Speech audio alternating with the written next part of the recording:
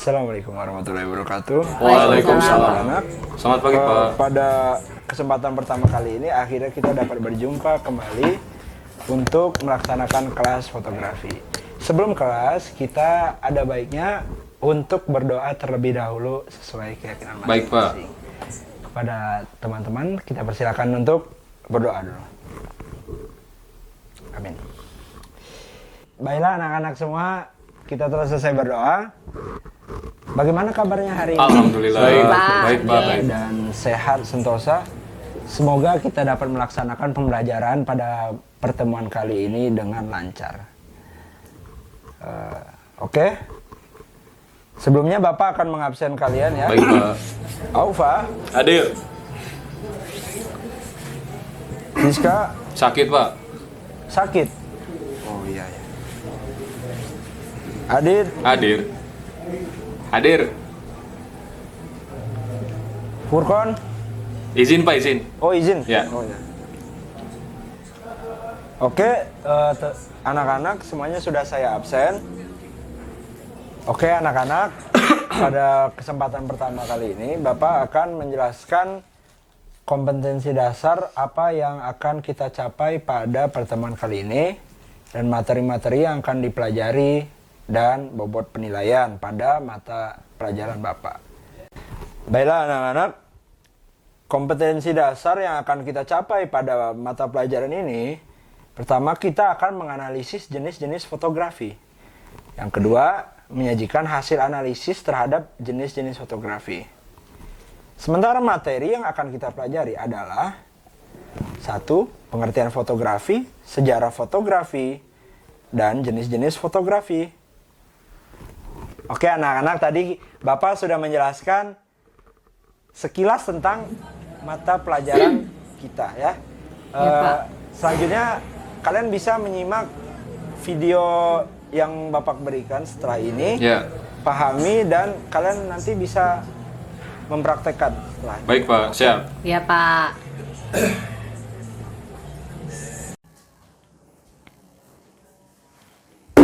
Selamat datang di kelas fotografi.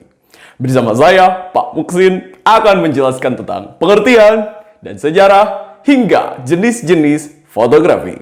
Fotografi. Fotografi berasal dari bahasa Yunani, yaitu photos dan graphos.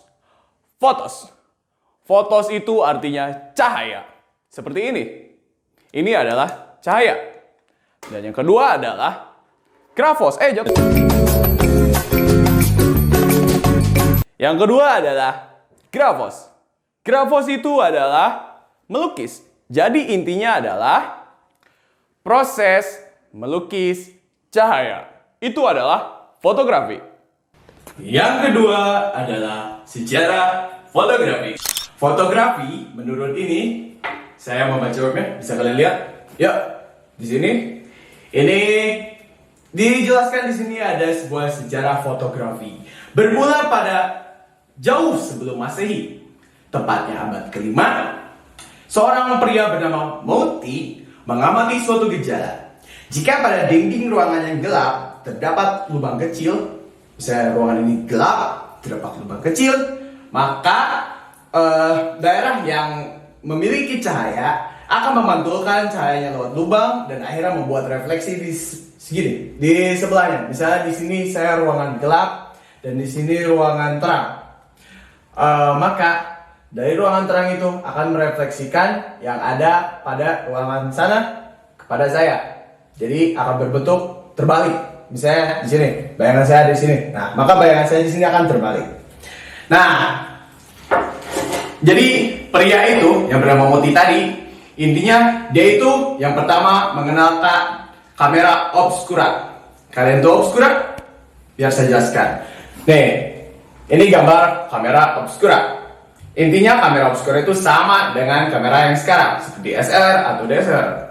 Tapi bedanya, jika cahaya masuk lewat sini, lewat lensa masuk, lalu dipantulkan melalui periskop dan dikeataskan. Nah, di situ bedanya di atasnya itu ada seseorang yang melukis. Jadi intinya itu sama seperti tracing. Nah, itu adalah sejarah fotografi. Anak-anak, Selanjutnya adalah jenis-jenis fotografi. Saya akan bacakan jenis-jenisnya. Jenis-jenis fotografi yang pertama ada dua yang saya akan jelaskan di sini maksudnya. Yang pertama itu foto manusia dan yang kedua adalah foto nature. Yang pertama manusia. Di manusia ada beberapa jenis. Ada beberapa ya subjenis. Seperti human interest, portrait, stage, sport, dan wedding. Mungkin itu adalah jenis-jenis dari foto manusia. Selanjutnya adalah foto nature, foto alam. Ada flora, ada fauna, dan yang terakhir ada landscape. Maaf, tadi ada yang terlewat. Sepertinya ada beberapa jenis foto lagi yang terlewat. Maaf ya, tadi saya sudah minta editor saya untuk mengeditnya agar seperti tidak ada editing. Ya, selanjutnya ada foto arsitektur. Lalu selanjutnya ada still life. Dan selanjutnya adalah jurnalis. Selanjutnya ada foto makro. Lalu selanjutnya adalah antonimnya atau lawannya dari makro. Ada mikro. Lalu selanjutnya adalah foto aerial. Aerial itu foto trending pada zaman sekarang. Zaman ya tepatnya setelah ada drone. Selanjutnya adalah foto bawah air. Selanjutnya adalah foto seni rupa. Begitulah semua jenis fotografi. Sekian dari Pak Muksin. Bila mana ada yang ingin ditanyakan, silahkan tanyakan saja. Tetapi karena ini video yang tidak langsung, maka ya nanti saja tanyakan ya. Ya intinya, terima kasih sudah mendengarkan. Selamat tinggal. Bagaimana Zulia? Itu Aman, Pak. Bisa tidak Bisa, Pak. kameranya? Bisa. Atau Adit? Ini Pak, Oh iya, ya emang seperti itu. Kadang agak kamera HP itu agak agak diatur aja sedikit ya. Iya, beda Pak sama kamera DSLR. Bisa Ova, bagus, cakep, lancar ya. Nanti kalian langsung aja jika telah selesai Siap, Pak, siap. melaksanakan itu yang Bapak suruh tadi, langsung kirim saja ke Bapak. Oke. Terima kasih, Bapak tunggu ya. Pak, izin bertanya Baik, Pak. silakan Adit. Perbedaan ISO sama shutter itu saya agak kurang mengerti. Bagaimana itu perbedaannya gitu Pak? Pertanyaan yang bagus. Jadi Adit, untuk ISO dan shutter itu adalah dua hal yang penting dalam fotografi. ISO itu saya akan memisalkannya itu seperti kuas. Semakin besar kuas, maka semakin kurang detailnya. Akan tapi jika semakin kecil maka semakin detail. Nah, seperti itu juga ISO. ISO itu ketika semakin besar ISO, dia mulai akan tampak grain gitu, kayak titik-titik gitu. Namun kalau kecil dia akan semakin detail. Nah, sedangkan shutter speed itu adalah kecepatan menangkap cahaya dari kamera. Jika semakin besar shutter speed, maka dia akan semakin lambat untuk menangkap cahaya. Sedangkan jika semakin kecil, dia akan semakin cepat. Gitu, kayak gitu. Paham, Adit? Paham Pak. Semoga kamu Paham. dapat memahami apa yang Bapak jelaskan. Siap. Namun jika Adit masih bingung, bisa kembali ke saya. Siap, insya Allah Saya siap. nanya di kolom komentar. Bagus sekali pertanyaan Aufa ya. Mengenai wedding ya. Untuk job wedding saya juga pernah dulu menangani kasus yang sama dulu. Jadi ada pengantin minta jasa saya untuk wedding fotografi gitu.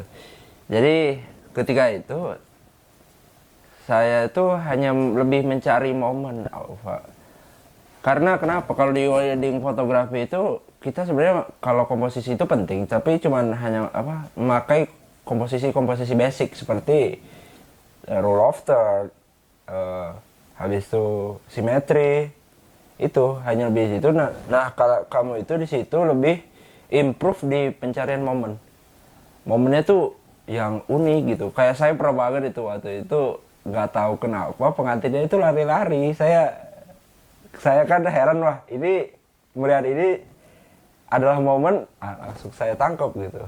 Nah itu ke orang dalam wedding itu mencari yang mengharapkan hal-hal seperti itu. Jadi nanti ketika mereka punya album foto gitu, nanti mereka akan mengenang kembali momen-momen yang terjadi di pernikahan mereka. Nah, seperti itu. Untuk Aufa, kalau mendapatkan kembali job wedding, lebih saya sarankan untuk menangkap momennya. Sedangkan untuk komposisi, gunakan saja komposisi basic seperti rule of third dan symmetry. Terima kasih Aufa. Bapak harap jawaban Bapak bisa kamu pahami. Namun jika kamu masih belum paham, silakan tanya kepada Bapak. Terima kasih. Baiklah anak-anak, tidak terasa kita telah sampai di ujung pertemuan kali ini. Jadi Bapak bisa simpulkan pada pertemuan kita kali ini kita banyak sekali belajar hal-hal baru. Pertama, kalian jadi paham pengertian fotografi.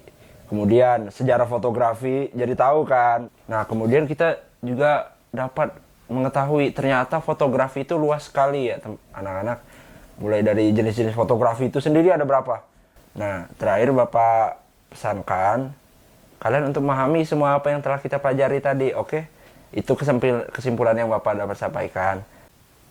Terakhir, Bapak ingin sampaikan terima kasih sebanyak-banyak kepada kalian karena telah antusias mengikuti pelajaran fotografi pertemuan pertama ini.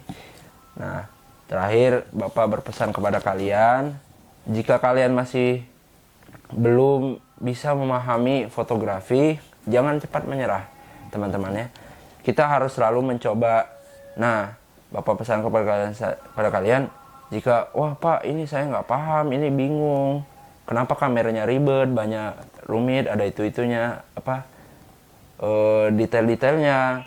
Nah, Bapak pesan kepada kalian, kita tuh harus selalu coba aja dulu. Nah, soalnya gimana, kita itu jika kita belum mencoba, kita tidak akan tahu, bukan? Jika kita pergi misalnya ke gunung gitu, namun kita udah di tengah jalan belum, wah gunung itu besar sekali, kita tidak akan sanggup mendakinya, terlalu tinggi, kita akan capek gitu. Nah, belum mencoba, kita sudah menyerah. Kita tidak akan tahu ternyata mendaki bukit itu ada jalan gampangnya, ada mudahnya, ada kemudahannya, ada trik-triknya, sehingga kita lebih menikmati mendaki gunung. Nah, sama seperti itu kalau jika kalian mengikuti sebuah pelajaran gitu. Tidak hanya di kelas fotografi saja ya, semua hal. Kalian itu harus menerapkan, coba aja dulu. Oke anak-anak, terakhir sebelum kita tutup pertemuan kali ini, Bapak ada sedikit oleh-oleh. Wah. Bukan oleh-oleh, tugas. Alah, tugas. Kalian tentu sangat tertarik dan sangat penasaran. Tidak Pak, tidak tertarik. Tidak, Pak. Materi yang kita pelajari Jul ini atau Jul. sudah kalian ketahui, kalian tentu ingin praktek dan langsung langsung memanfaatkan Siap. ilmu hari ini. Jadi Bapak ada sedikit tugas yang sudah Bapak lampirkan di classroom. Nanti kalian bisa Ya, langsung Pak. akses Oke. di classroom kita. Nanti pasti kalian akan menemukan, oh ternyata ini tidak terlalu sulit. Oh ternyata ini gampang. Oh ternyata ini menarik pelajarannya. Nah, seperti itu teman-teman. Kalian coba aja dulu, oke? Siap. Bapak pesankan terus seperti itu kepada kalian agar kalian tetap semangat dalam mengikuti berbagai macam pelajaran. Tidak hanya di kelas fotografi saja. Oke teman-teman, harap diingat pesan dari Bapak. Terakhir pesan Bapak itu tadi. Terima kasih telah antusias di kelas Bapak. Wassalamualaikum warahmatullahi wabarakatuh. Waalaikumsalam Assalamualaikum warahmatullahi wabarakatuh. Dadah Bapak. Yes, beres.